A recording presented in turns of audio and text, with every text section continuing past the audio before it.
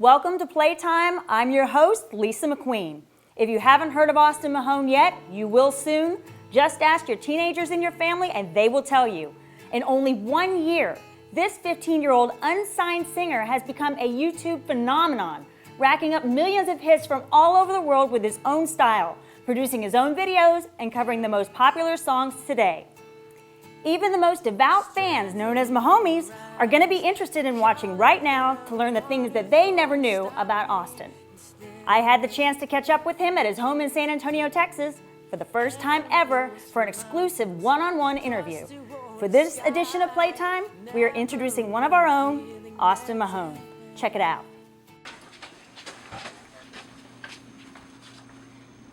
This is where it all happens. Can I come in, Austin? Yes, you can. Okay.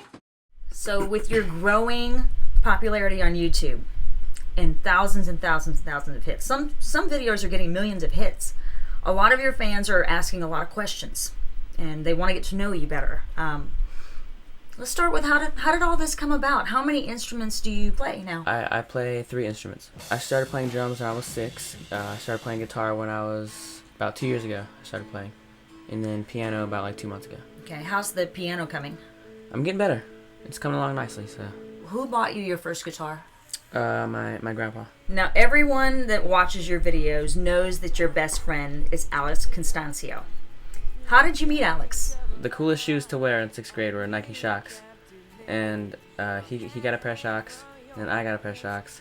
And we were like, yo, we got Shocks. And then we just became friends. You became friends because you had the same shoes. That's awesome. Yeah. Love it. How did you guys get the idea to start doing videos on YouTube? Where did that come from? Well, we were at the mall one day, and we were sitting down eating lunch. We were talking about how what we wanted to do with our lives when we got older. He wanted to be an actor. I wanted to be a singer. And we said that we didn't want to come home every day in a suit and tie and drink coffee all the time with briefcases. But from that day, we were just like, we're gonna make a YouTube channel and just put stuff on there. It just evolved. At first, we were just messing around, just having fun, and then I decided to break away in January and have my own channel and just do strictly music. I just wasn't expecting it to be that big. It was crazy. Now, I remember the school talent show last year. Yeah. Now, that was the first time that you actually sang in front of a large crowd of people. It was. And the crowd went wild.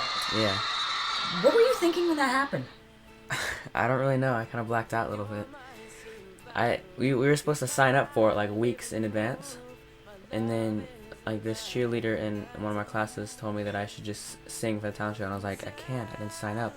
And so they put me in the back of the line, and so I sang, and then I won because I don't know, people screamed really loud. They put their hands over my head. I didn't think they knew it was a contest, so after I won, I get to see they were all super mad walking away from the the bleachers. I think they wanted to kill me, but.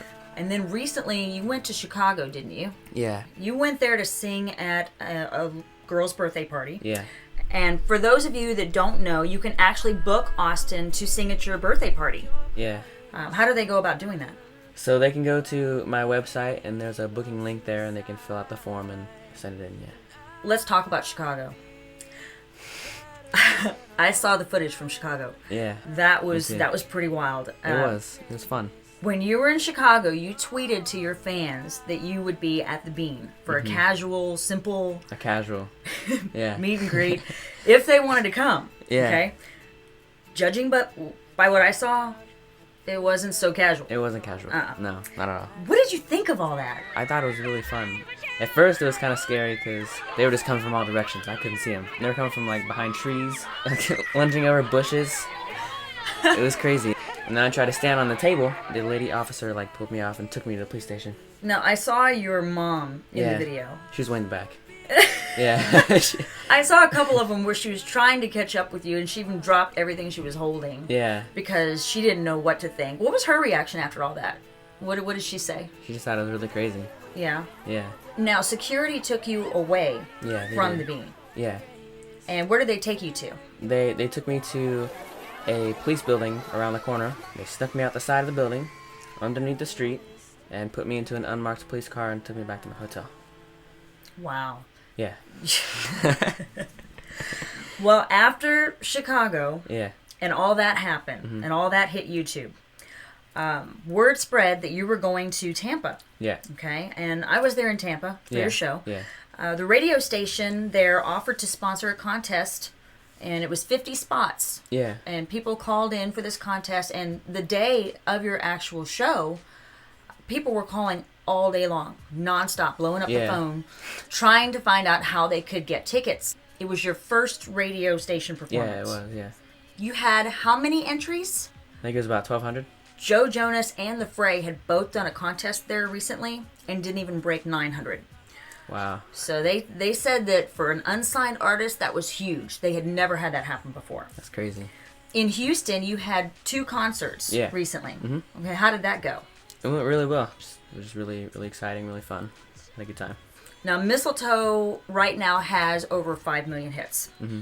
You have done covers for Edward McQueen, Adele. It's not just Justin Bieber. Mm-hmm. A lot of people do compare you to Justin Bieber. Yeah. What do you have to say to them? That's very flattering.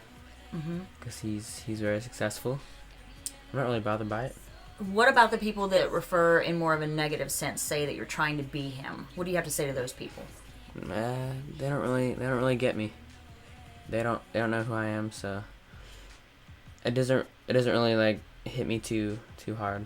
Recently, we were looking at some of your fan mail. Okay, you were going through that, and a lot of your fans have been writing to you and even tweeting to you online about bullying. Yeah.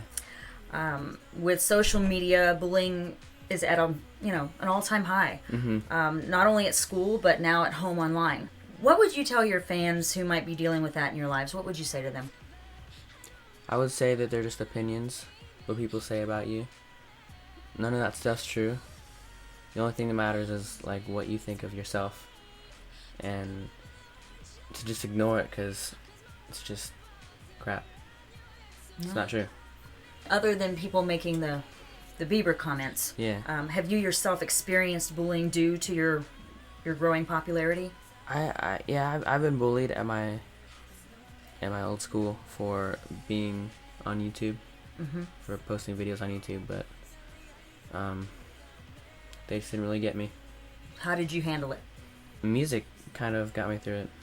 Yeah. I listen to music all the time. It's just music helps me. Just ignore that stuff.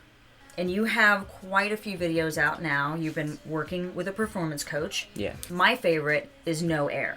And what a lot of people don't know is that you hadn't met Alyssa. Yeah. So how did that come about that you guys did that together? She just hit me up on Twitter. I looked at her on YouTube and thought she was really talented. She recorded her part, I recorded mine, and just put it all together. Another one that has turned out really well is your latest one. Someone Like You. Someone Like You. That was an excellent cover there. Thank you. Now, who shoots your videos? My mom. Okay. Are you comfortable with your mom shooting her videos, or do you get frustrated with her sometimes? I get frustrated with her sometimes. And speaking of being frustrated with your mom, I saw that she was teaching you how to drive. Yeah.